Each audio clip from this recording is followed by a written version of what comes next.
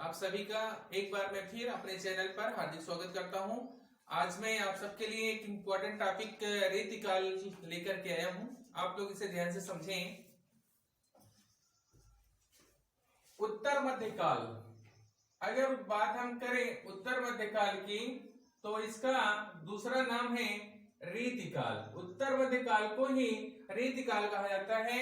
और हम ध्यान दें तो रीतिकाल को 3 भागों में बांटा गया है। अगर कोई पूछे कि रीतिकाल को कितने भागों में बांटा गया है तो आप उत्तर दें कि रीतिकाल को 3 भागों में बांटा गया है। अगर कहें कि उसका नाम आप बताइए, वो भाग कौन कौन से हैं जो 3 भागों में बांटा गया है, तो उसके लिए आप बताइए। नंबर 1 रीत मुक्ति काल, दूसरा है रीतिबद्ध और तीसरा है रीत सिद्ध।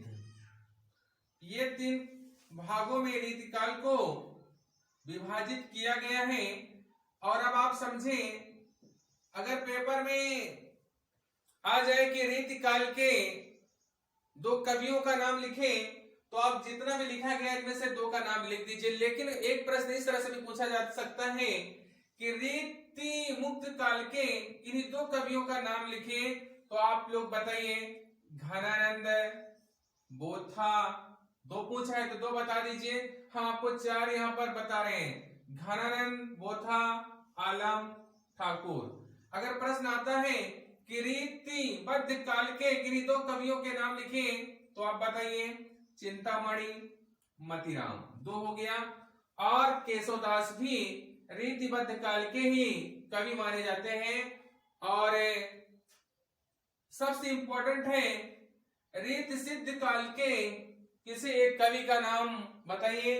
तो रीत सिद्ध काल के सिर्फ एक ही कवि हैं, उनका नाम है बिहारी लाल। आप लोग इनका नाम याद कर ले।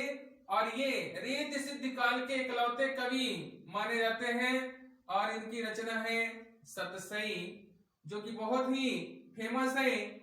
बिहारी सतसई कुछ लोग कहते हैं और कुछ लोग सतसई कहते हैं। तो आप लोग इसे याद कर लें। इनकी रचना का नाम है सतसई या बिहारी सतसई, बहुत ही फेमस है। तो ये रीति सिद्ध काल के कवि हैं। और रीति सिद्ध काल को 3 भागों में बांटा गया है। और उम्मीद करते हैं कि आपके समझ में आ गया होगा।